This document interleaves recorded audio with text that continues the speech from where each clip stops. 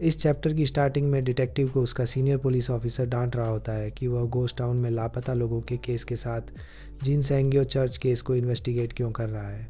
वो उससे कहता है कि हमने पहले ही बहुत बार जिन सेंगियो चर्च केस पर इन्वेस्टिगेट किया है, लेकिन हमें उससे कोई भी सबूत नहीं मिला कि उस कल्ट ग्रुप के मेंबर कहाँ लापता हो गए, इसीलिए अभी इस जिन सेंगियो केस पर ध्यान मत दो।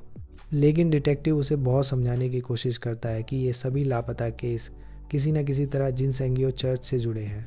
अब स्क्रीन पास्ट में शिफ्ट होता है जब यही जिन सेंगियो चर्च केस हुआ था, जहां एक कल्ट ग्रुप के सारे मेंबर्स कहीं लापता हो गए थे सिवाय एक को छोड़कर, जिस पर अभी पुलिस को शक है। जो लोग लापता हुए थे उन्हीं में से एक के परिवार से एक बूढ़ा आदमी वही पुलिस स्टेशन में रोज़ आया करता है, जो उन्हें बताता है कि उसकी वाइफ और उसका ग्रैंड चाइल्ड उसी जिन सेंगियो चर्च से कहीं लापता हो चुके हैं, क्योंकि उसकी वाइफ भी उसी जिन सेंगियो चर्च के कल्ट ग्रुप की मेंबर थी और उसका ग्रैंड चाइल्ड भी ज़्यादातर समय उसी के साथ रहता था। लेकिन ऑफिसर हमेशा उसे वापस घर भेज देते थे क्योंकि वे अभी भी इस केस में इन्वेस्टिगेशन कर रहे हैं, लेकिन कुछ पता नहीं चल रहा। अब एक दिन वो बूढ़ा आदमी फिर से पुलिस स्टेशन में आता है और डिटेक्टिव से अपनी वाइफ और ग्रैंड चाइल्ड को ढूंढने की हेल्प मांगता है और उसे अपने ग्रैंड चाइल्ड की फ़ोटो देता है। कुछ दिन बाद हम देखते हैं कि पुलिस इस जिन सेंगियो चर्च केस की इन्वेस्टिगेशन बंद कर देती है क्योंकि उन्हें इस बारे में कोई भी सबूत नहीं मिलता। मगर लापता लोगों की फैमिली प्रोटेस्ट करने लगती है कि पुलिस को इस इन्वेस्टिगेशन को बंद नहीं करना चाहिए। फिर हम डिटेक्टिव को उसी बूढ़े आदमी के घर के बाहर देखते हैं जो उसे उसके ग्रैंड चाइल्ड की फ़ोटो वापस करने के लिए आया होता है, क्योंकि पुलिस अब इस जिन सेंगियो केस पर इन्वेस्टिगेशन नहीं कर रही होती।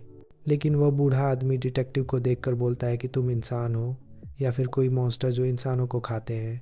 डिटेक्टिव कुछ भी समझ नहीं पाता कि यह क्या कह रहा है।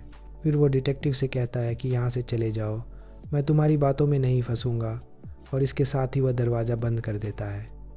डिटेक्टिव समझ नहीं पाता कि आखिर इस आदमी को क्या हुआ और फिर वो वहाँ से चला जाता है। अब स्क्रीन प्रेजेंट में शिफ्ट होता है जहाँ हमें सिवान किम दिखाई देता है।